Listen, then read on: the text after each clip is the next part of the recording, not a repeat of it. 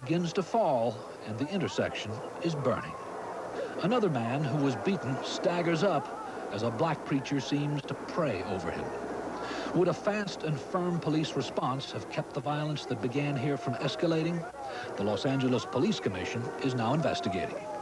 Jack Smith, ABC News, Los Angeles. Along with the property that was vandalized and destroyed by fires, businesses are still trying to figure out exactly what they lost to looters. While curiously, some of what was looted has been coming back. Here's ABC's Tom Foreman. Acting on anonymous tips, police are seizing thousands of dollars worth of looted goods, often going to homes and simply asking people if they have stolen merchandise. They do not make arrests, they just cart the stuff away. At a downtown warehouse, the loot is piling up.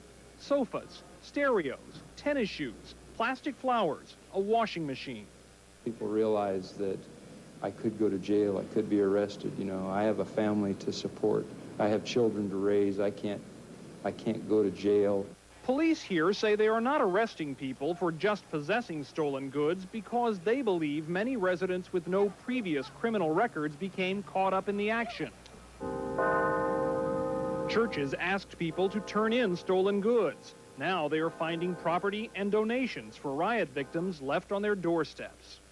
We've had a lot of people that want to make confession more than normal, you know, and the masses have been busier than normal. As the stolen merchandise comes in, police are asking the people who bring it in where it came from. It is one of the few hopes they have of ever figuring out where it belongs. The manager of one looted shop said the recovery effort makes him feel good. But I don't think anybody hopes to get anything back. No one knows how much so far has been returned, but it is clearly much more than anyone expected. Tom Foreman, ABC News, Long Beach. And when we come back, our American agenda. Specialists look for some answers to the questions raised in Los Angeles. After examining, testing, analyzing, it's a fact. You can buy new Preparation H hydrocortisone cream with the maximum strength available without a prescription. It has a level of medicine that was prescribed by doctors for years. New Preparation H hydrocortisone cream. It's new, it's maximum strength, and it effectively relieves problem itch. New Preparation H hydrocortisone cream. Prescription strength without a prescription. If you're using a credit card to get a cash advance, you're probably getting soaked. Because ordinary cards charge you interest.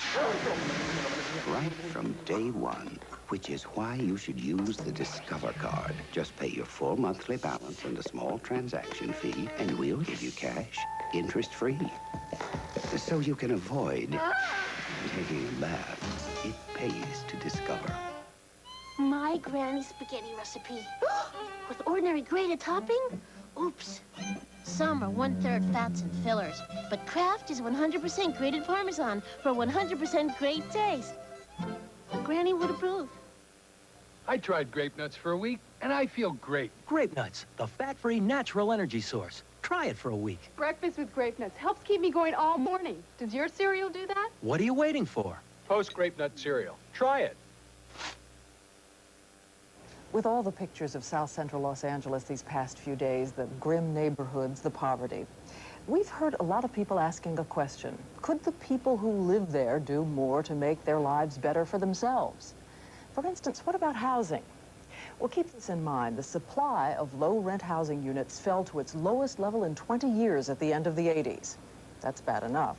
But that also affects every other effort made to eliminate poverty. Our American Agenda reporter Beth Nissen has been to Newark, New Jersey. Housing like this is not only a measure of how poor some people are, it is a reason for how poor some people are. In the decaying centers of the nation's cities, even those with jobs... I don't expect him. Well, Well, just as Celtic fans were confident about the revival of Robert Parrish, so too are Bruin fans. Stellar night from Canadian... Strength. Anything as far as... keeps you poor. The rent. Those who live in public or subsidized housing pay less, but still aren't left with much. When I pay my rent, I might have about $160 left. And that takes care of, takes care of my insurance, my food, my everything. For millions of those below the poverty line, it is impossible to save, to work toward anything better, impossible often to even keep up. Angela Roseberg gets a monthly welfare check for $424. Her rent now is $450. She'll pay what she can, get evicted, move on. I feel really hopeless. You feel stuck, you know, moving like that. Frequent evictions and frequent moves have made it hard for Kalima Islam's children to get an education. Because they was, you know, going to different schools every year, learning different things and stuff, and I don't think that's good. And it is hard for those constantly on the move to be reached by social services, to get consistent medical care, to appear stable enough to get a job. If we're going to address poverty, we have to start with the basics, and one of the most basic parts is a place to live. A better future for the nation's poor depends on improving, in quality and cost, what shelters them, what protects them, what gives them a sense of place. Beth Nissen, ABC News, Newark.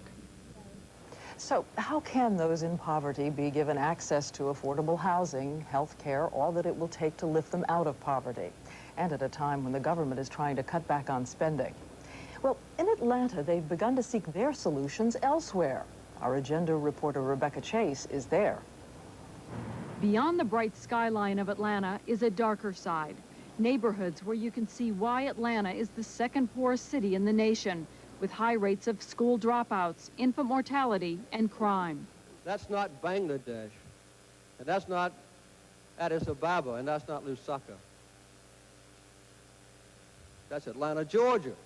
Former President Jimmy Carter has recently turned his attention from foreign affairs to problems of the inner city, learning about them in the housing projects, the hospitals, the schools. Afterwards, I asked the principal, what are the main problems here? She said, Mr. President, the boys believe that their future success, their status in life, is dependent upon their ownership of a semi-automatic weapon. Carter is trying to bring together the existing resources of government, business, and the community. He expects to raise $25 million and an army of volunteers, all from the private sector. He hopes to match haves to have-nots. I want every medical doctor in this city to volunteer to put in 5 or 6 hours a week at least, helping those who need help. The project is targeting neighborhoods with high percentages of single parents and teenage pregnancies. Unlike projects in the past, the residents will determine what they need.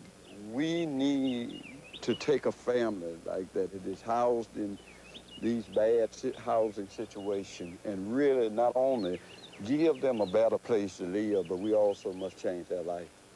The plan developed by this neighborhood, for example, includes turning the ownership of this housing project over to the residents, building 50 new homes here, starting parenting, mentoring, and health programs at the schools. There is a desperate crying out in this country for some community to prove that the situation is not hopeless, and I don't think it is hopeless. Already, 10,000 citizens have volunteered to help.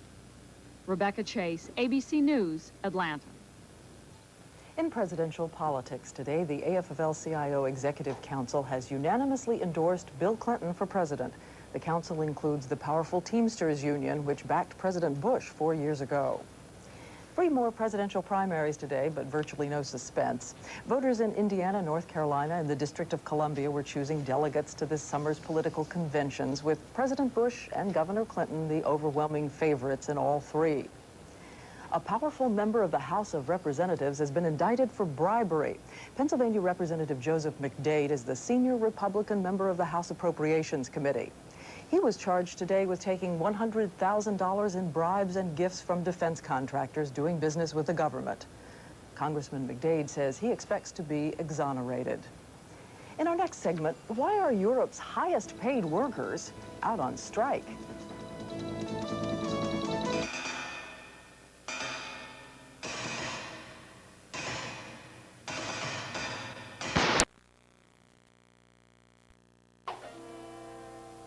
That's just cure of the Spectre War. That would be worth thousands of dollars.